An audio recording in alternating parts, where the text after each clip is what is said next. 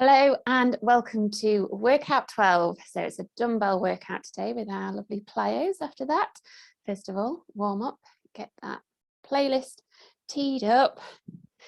We're going to get going in 3, 2, 1. So Head on Fire by Grace. So bands also to the ready here, one just above the knees and then obviously holding one out in front of you. So this just helps to fire up those glutes a little bit. It's called a crab walk. Also just adding in those arms to create a nice open chest. So yeah, nothing too deep at this stage. We're just waking up the body, getting that heart rate pumping. So a bit of coordination here now. Step back with one leg and twist the other way. And just follow those arms around with the hands. Good. Down into a squat now. Again, nothing too deep for now. Lifting those heels as you circle that body up and around. So hopefully a really nice opener, and then back around the other way. I like to just throw my head as well to match the song. Good. Yeah, don't be afraid to curve your spine over as you're doing that stretch, just whatever works for you. Okay, a little bit deeper, more dynamic now with these crab walks and with the opening of the chest. Lovely. And then quick shake out. You tend to get a bit sort of achy in the top of the arms on this one. So, but yeah, just making sure you're focusing on those legs as well so that those knees are staying out. Just adding in a little pulse here now as you twist round to one side. Keep those hips facing forward and then down into that squat. Ready, and throw that head, throw those arms back and round, lifting those heels. Good. Nice deep breaths in as you go as well. Back round the other way. Flick that ponytail if you've got one. Good. Open chest again, and then holding high here now. So circling that leg just back behind you, so sort of side and behind, that will really kick in those glute med muscles. And again on the other side there, nice bit of activation, trying not to arch that spine too much. Okay, and then again, just try not to let that foot touch the floor in between if you can, and just little pulses. Just working across the body in opposition, just to work those fascial slings there, making sure that you're staying nice and engaged on that supporting hip so that we're not collapsing at all. Okay, back round one last time into our sassy squat, let's call it, with the head flick. And back round again here now. Yeah, just making the most of that nice chest opening and the activating of those legs. And finally, back into those leg circles. Brilliant. Focusing on a spot if it helps you to balance. And then switching sides. Little circles, nice extension through the front of the body. Brilliant. Okay, so 5 lots of 60 seconds with a 30-second rest here now. Optional playlist if you like to work out to music. Otherwise, you can just listen to me. So this is a quick demo here now. In option 1, I call that don't shoot, because it's almost like sort of putting your arms up. But the key thing is just to keep those palms facing forward and then not to arch the spine at all. So that goes for both sides, because anytime you take your arms overhead, that is the temptation to arch the spine. But if you can really teach the core to kick in and pull that pelvis up, then that is the key there. So little calf raises on both sides, just going as high with those hands as your band allows in option 2. It's only quite a lightweight that I'm using there in option 1 as well. I think it's about 2.5k. Because we don't want to get, it's not about making your arms strong necessarily, this one. It's about encouraging nice mobility in the upper body whilst the spine stays nice and strong and straight. And then you'll feel it in the calves and in the quads because you're in that squat position. Obviously you'll feel it in the arms as well, but it's not about, you know, growing muscles necessarily. Okay, good mornings now. So notice how feet are both together and level. You're going to do 5 like that, and then you're just going to stagger it slightly so that one leg is a little bit more emphasized than the other. So do 5 double and 10 with the right leg forward, and then switch to 10 with the left leg forward and finish off with them both together. So it's not necessarily one that feels very hard when you're doing it, this one, but you will feel it tomorrow unless you're used to doing this sort of thing. It's there. It's one of those sort of sneaky ones where because there's quite a big element of stretch there as well, it's just causing a few maybe micro tears, which is what we want because we want the adaptation. But yeah, key thing though, guys, is keeping that back nice and straight. Now there's a slight bend in the knee which stays constant throughout, but the main bending is from that waist as you shunt those hips backwards and keep that chest proud at all times. With option 2, just notice how the band stays into the chest the whole time as well. It's not like it's releasing and then curling. Last 10 seconds there, guys. Just making sure you take the time to fully extend those hips as you come upright. Last little bit. Okay, nice. So 2 down. Bit of coordination here. So it's a lunge and then into a press. Actually, with option 1, in the demo, I don't do the squat here, but there is a squat as well, as you'll see. So just making sure that whichever leg you have forward in the lunge, it's the weight or the resistance band is in the other arm, because that then enables you to open out as we wish. Okay, so it's a lunge and then it's a squat and then it's a press.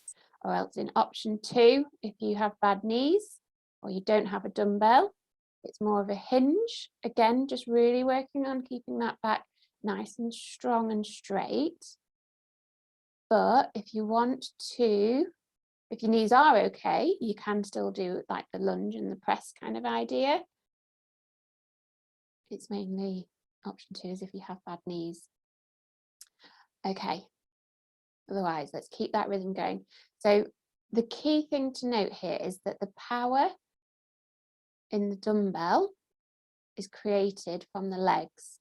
The arm is mainly there just to guide the weight and the momentum that the legs create. So you will feel it in the arm, yes, but it's a leg exercise. Keeping that chest up. Okay, remember which side you've done, because we'll come to the other side shortly. And then this one, again, palms facing forward.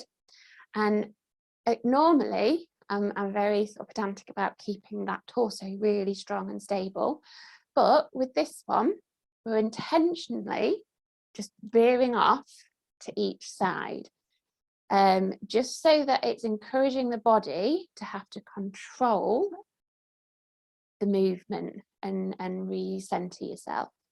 Now notice that it's not so much a side bend, it's like a side shifting of the weight. So almost like the whole body is being thrown out to one side and then the other.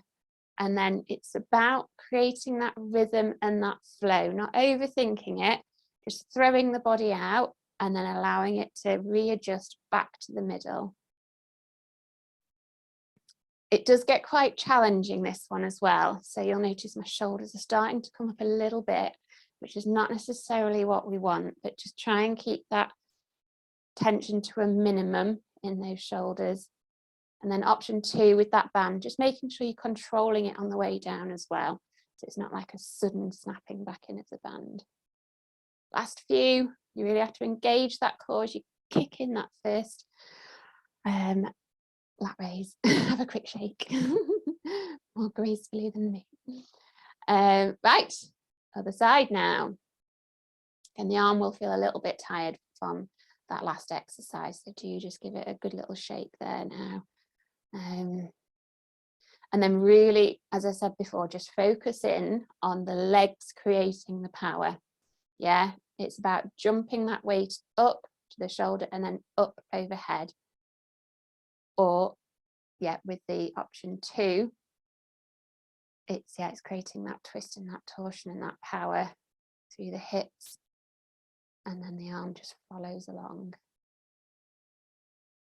Good. So nice, stable, strong platform in that core, particularly in option 1 for that weight to drive up against. Do see it as a jump, yeah, so that that power becomes much more easily transferable to that weight. Okay, making sure as you lunge down that you're not lunging forward, that the chest stays up. As you're twisting in option 2 as well, just making sure it's really under control, only going down as low as what your flexibility allows. You should be in control at all times. Last few seconds. Okay, well done, guys. So feel free to go back through, obviously, if you would like a harder workout. I'd normally do that 3 times if I was doing the workout. Otherwise, time to shake out a bit of that tension and strength you've just developed with our plyos. So we're just hopping lightly from side to side here, first of all.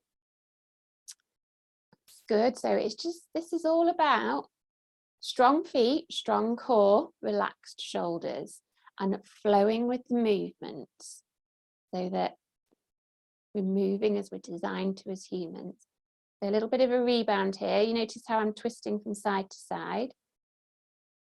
Good. So as you rebound, you should feel that energy pushing you back. Now, yeah, like a weaving hop forward and backwards on the same leg. And then switching sides.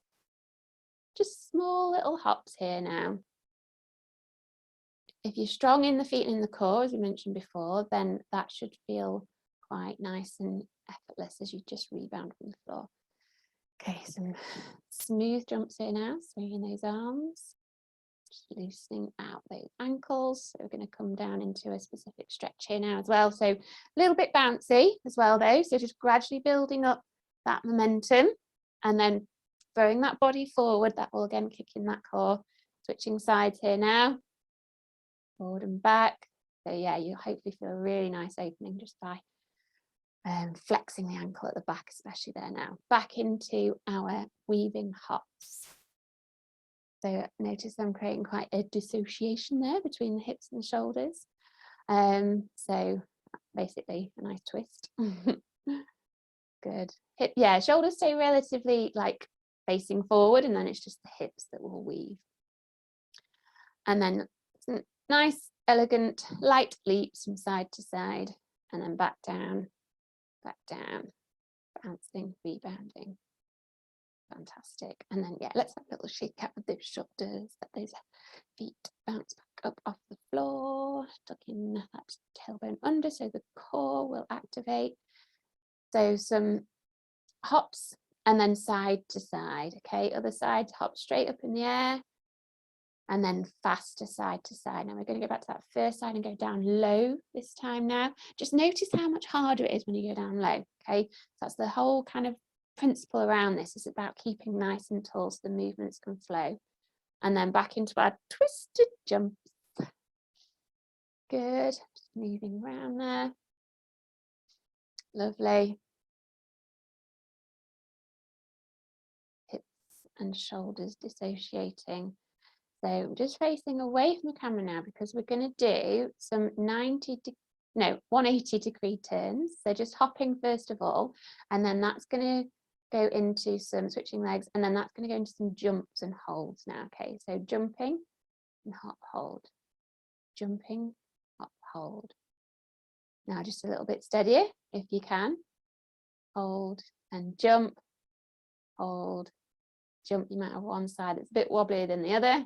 My side's a bit, my weaker side. But keep going, and then wiggle the leg to finish. Woo. Well done, well done. Good stuff. Right, time to stretch now. Yeah, we've earned our break, as it were, our wind down. Getting that playlist there. It should be the next track in the list, so you may not need to do that. But anyway, on your knees to start with, head side to side. I normally sit here tucking my toes under, but you can sit with your your feet flat to the floor if you want to stretch down the front of the shins instead. But anyway, it's mainly about the head here now, just gently, gently rocking side to side. And then just holding onto those shoulders so you can massage into the neck area a little bit. And then semi-circling that head, moving slowly, slowly, just enjoying being able to take the time. We so often get tense and tight in the upper body without even really realizing it. Circling those shoulders now then. It's good. And then just doing it forward as well. Right, coming up now into a nice lunge. So this is where that back knee is back so that you can really push those hips forward and open out into those hip flexors. Again, an area that gets tight without us realizing. So as we introduce the twist here now, you're twisting towards that front knee. Yes, it's like over that front knee, but you still grow tall up through the spine, just adding in a little bounce as you go, releasing the stretch, and then forward and bounce and back.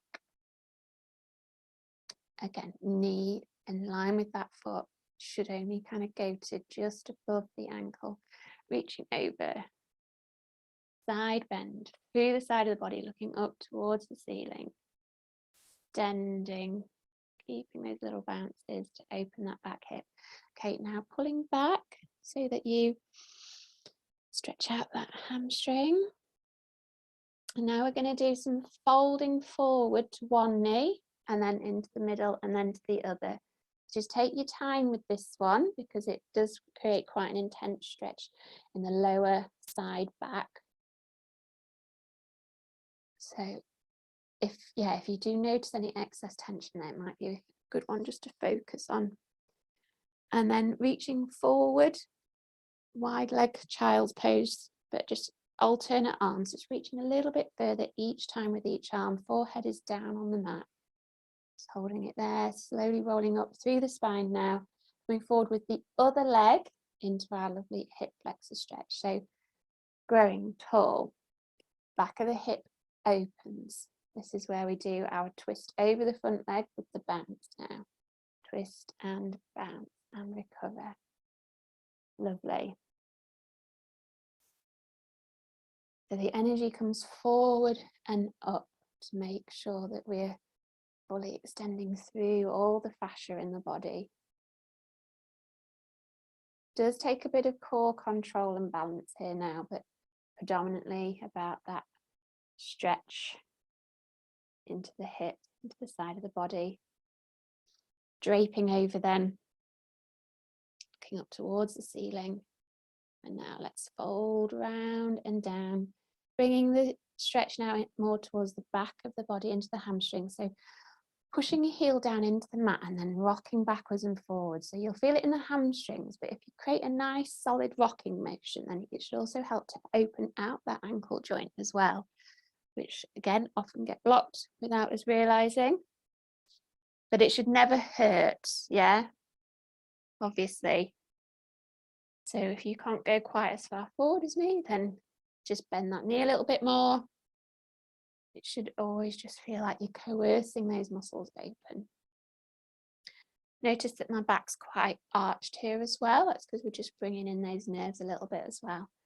So scooping forward or just coming onto your front, whoever's comfortable, and then either on your hands or on your elbows as you just rock back and forth, opening out that spine depending on your flexibility. Good. Just holding one side a bit more if you feel like it's a bit tighter, and then into that reverse crucifix. So I like to just bob the knee up and down a little bit on that top leg. Just creates a bit more of an opening, but mainly I feel this in the shoulders. It creates a really wonderful opening in that back shoulder. So switch to the other side here now. Sometimes get a bit of a clunk in my pelvis as well as we go to the other side. Gently bobbing that knee, just going with whatever flexibility that you've got. This is one that you can get some really good releases on if you just take the time to hold the positions as well. Right, dynamic crucifix here now, if you have space. If you don't have space, you can always just do like all one side and then all the other side. But yeah, it's just that flowing up, over, down and round. And now bending 90 degrees at the knees, throwing those feet in and out. I often say, I like to imagine I'm in a meadow here now and just relaxing. But that twisting in the hip joint is just really good for keeping that joint nice and healthy. Little shake, and well done, guys. You made it to the end. I hope you enjoyed it. Some really good strength building there today. Take care and well done.